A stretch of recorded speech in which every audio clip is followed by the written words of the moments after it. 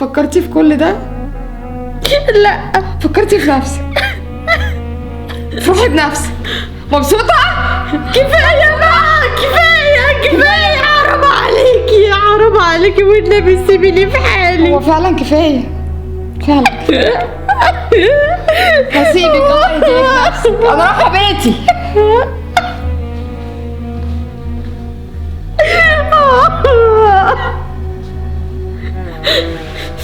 حقك عليا، حقك عليا، والله العظيم ما كنت اعرف ان انا اللي طلبته هيعمل فيكي كده.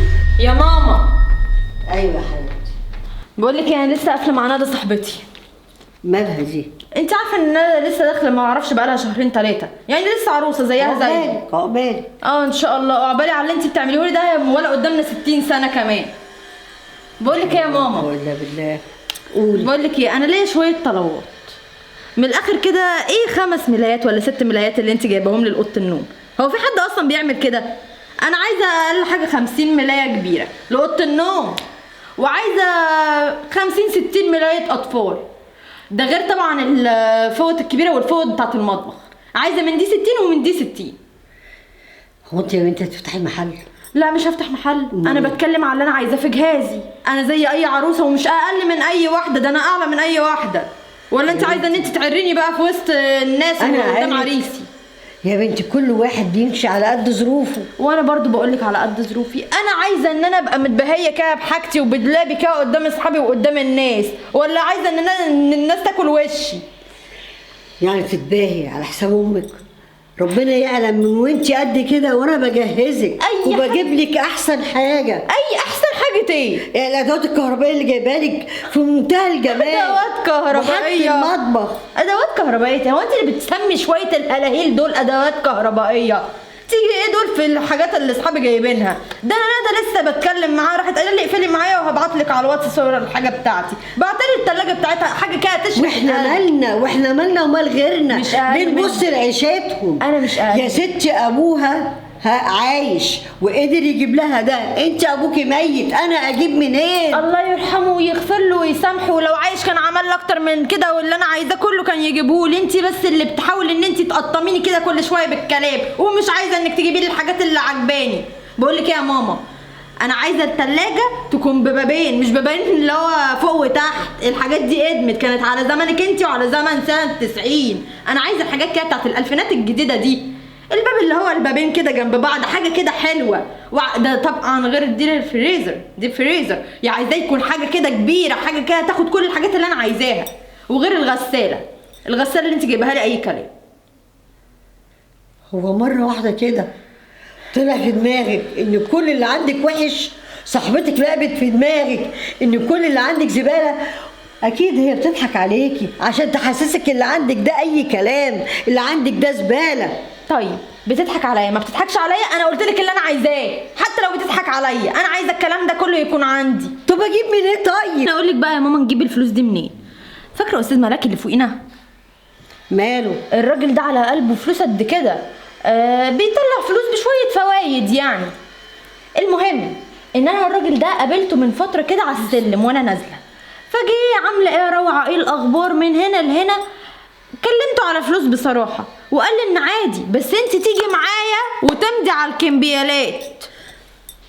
هو انت حضرتك عايزاني عشان خاطرك تتجوزي اتعامل مع واحد بالربا بفوايد؟ بقول لك ايه، مش موضوعنا. انا عايزه اقل حاجه ممكن ان احنا ناخدها منه يا اختي، حتى لو 500,000 تيجي تجيبي لي كل اللي انا عايزاه. حتى لو 500,000 دي بتتقال كده كانهم 500 جنيه.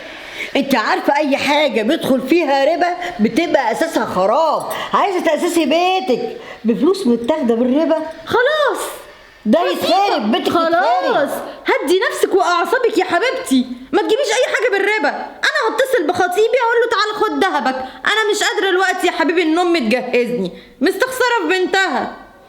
يا بنتي مستخسره لو معايا وبقول لا مش هجيب، لكن انا معيش ومجهزاكي. ليه بتضغطي على انفاسي كده؟ في ايدك انك تنزلي معايا ونروح للراجل وتاخدي يا اختي منه الفلوس. قلتي ايه يا بنتي؟ ده انا المفروض ان انا امك مش عدوتك. بقول لك ايه، مش هقول لك ان احنا بكره نروح له. انت ليه مش قلبك عليا؟ ايه بقول لك ايه، احنا مش بكره هنروح له، تعالي كده حلاوتها في حماوتها وننزل له دلوقتي. لا حول ولا قوه الا بالله. يلا انت بقى. للدرجه دي اي حد سهل يلعب في دماغك؟ ده انا ما صدقت، قلت الحمد لله يا رب انها في الرخص كده وقدرت اجهزها. تيجي تقول لي كل ده مش عاجبها وعايزه تاني، حرام بقول لك ايه، عليك. شوفي الحاجات دي انت هتطلعيها كده لله ولا هتبيعيهم عشان يجيبوا حاجه واحده من اللي انا عايزاها؟ يلا بس معايا عشان نروح ناخد الفلوس من الراجل. لا حول ولا قوه الا بالله. هنفضل ان احنا نستغفر كتير، لا اله الا الله. من قبل ومن بعد. يلا يلا يلا يا حبيبتي، يلا بقى كده، يلا قومي معايا. يا ماما فلوس بالربا ايه بس اللي بتتكلمي عنها يا ماما؟ يا حبيبتي ما حرام. روعة اللي بتتكلمي عنها دي يا ماما، انت جايبه لها جهازها، في ايه تاني؟ طب يا ماما، طب يا ماما انا جايلك. يلا يلا يا ماما، سلام. ايه يا ماما؟ مالك يا حبيبة قلبي عاملة كده ليه؟ ايه يا ست الكل؟ فيكي ايه؟ اختك يا ستي مالها اختي؟ مرة واحدة صاحبتها مالت دماغها، الجهاز اللي عندك ده موضة قديمة، دلوقتي مفيش عروسة بتدخل في بالحاجات دي، انت لازم يكون عندك وعندك وعندك. جت قلب عليا الجهاز اللي هنا ده ما يلزمنيش، روحي بيعيه، انا عايزة 50 طقم من ده و50 طقم من ده، والادوات الكهربائية دي ما تلزمنيش. ايه ده؟ وقالت لي وغصبت عليا، خدتني عند استاذ ملاك اللي فوق اللي هو بيدي فلوس بالربا، وخدنا 500,000 جنيه وقعدت مضيت على كمبيالات وعلى وصولات امانه. يا نهار اسود، مضيت على نفسك؟ ما قاعد عماله تقطم فيا، وانت مش عايزه تجيبي لي، وانت بتحرجيني قدام خطيبي، ولا اسيبه ولا مش عارف ايه، ولا ارجع له الشبكه. وهي فين الابله دي؟ بيعدلها فلوس ونازله. اما تيجي قولي لي اعمل ايه؟ اما تيجي انا هتصرف معاها. اما تيجي خشي كده شويه. ايه ده، انت جيتي يا اميره؟ جيت وانت جيتي؟ وسعي كده وسعي. فرحانه زغراتي يا اللي ما انتش غرمانه. استني بس يا ماما. ازاي ما افرحش؟ ازاي ما افرحش؟ انت فعلا مضيت امك على وصولات امانه؟ مضيتها. مضيتها؟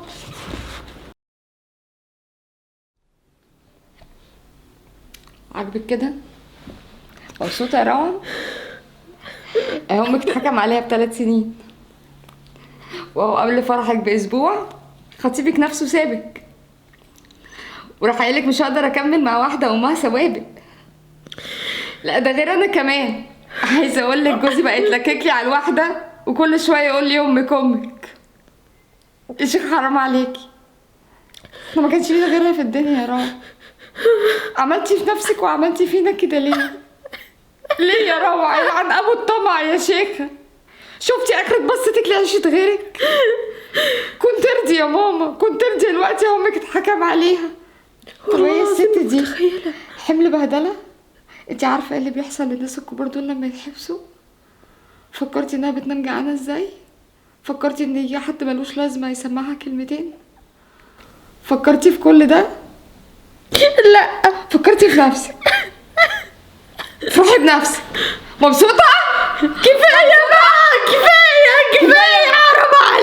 حرام عليكي والنبي سيبيني في حالي. هو فعلا كفايه، فعلا كفايه. هسيبك، الله يهديك نفسك، انا رايحه بيتي.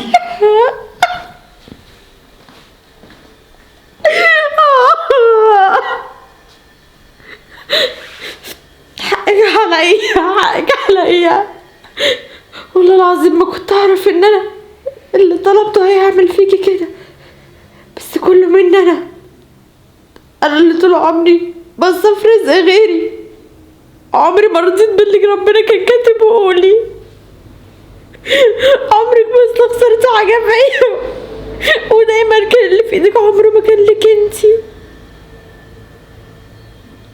يا رب يا رب يا رب بقى خدني بقى، انا تعبت. صباح الخير يا ماما، عاوزه حاجه قبل ما امشي؟ قولي يا حبيبي. عايزاكي تعالي. ايه يا حبيبتي؟ اقعدي. بصي بقى ايه يا جميله، بصي حضرتك المبلغ ده تجيبي اي حاجه نفسك فيها، بلوزه وبنطلون. بصي تعزمي كده اصحابك بيعزموكي، مش كل مره يعزموكي، يعزموكي انت كده مره، تاكلوا حاجه، تشربوا حاجه، تتمشوا. ربنا يخليكي ليا يا ست الكل. انا نازله ماشي. ماشي يا حبيبتي، خلي بالك من نفسك. ماشي يا ماما، سلام. ماشي يا حبيبتي، مع السلامه. بتصلي بيا طمنيني عليكي. مع السلامه. كل في ايه؟ بقالك ربع ساعه مقعداني جنبك وعماله تقولي كده الغاز، في ايه؟ محضره لك مفاجاه. ربنا يستر. ما بتفاجئش انا بالحاجات دي، ما بتفائلش. ايه فاكره ده صاحبتك اللي كانت جايبه جزمه وانت نزلتي معاهم نقيتها وقلت يا ماما نقت حته جزمه وكنت عاجباكي قوي جدا؟ فاكره طبعا. اشمعنى؟ يا ستي جبت لك زيها. بجد؟ ده هي نفس الجزمه. ربنا يخليكي ليا يا رب يا ماما، حلوه قوي. ربنا يخليكي ليا يا ست الكل، تسلمي لي. تعيشي وتدوري يا حبيبتي وقوم على الارض. هدخل بقى ان انا البسها كده واشوفها على نفسي. ماشي؟ لا البسي بقى طقم حلو كده والبسيها واخرجي بقى تفسحي مع اصحابك. ماشي يا ماما، ربنا يخليكي ليا. حبيبه قلبي بعد اذنك. اتفضلي يا حبيبتي. يا رب يقدرني يا بنتي اجيب لك كل اللي نفسك فيه، اجيب لك كل اللي نفسك فيه. الفيديو ده يا جماعه رساله لكل ام واب. انتوا عملتوا اللي عليكم، علمتوهم وكبرتوهم وبتجهزوهم على قد ما بتقدروا، ما تضغطوش على نفسكم عشان خاطرهم، لا اول ولا اخر حاجه هيجيبوها. انا شايفه ان غلط كل الشباب اللي الايام دي ان هم بيبصوا لغيرهم وبيبصوا للاجيال التانية اللي عندهم ومش عندنا، بس هو الصح هنا ان انا ارضى باللي ربنا كاتبهولي وعلى قد امكانياتي. وهنا ده كان رد فعل الام ورد فعل العروسه، بس اهم حاجه ردكم انتوا. هستنى ردكم في الكومنتات. شكرا.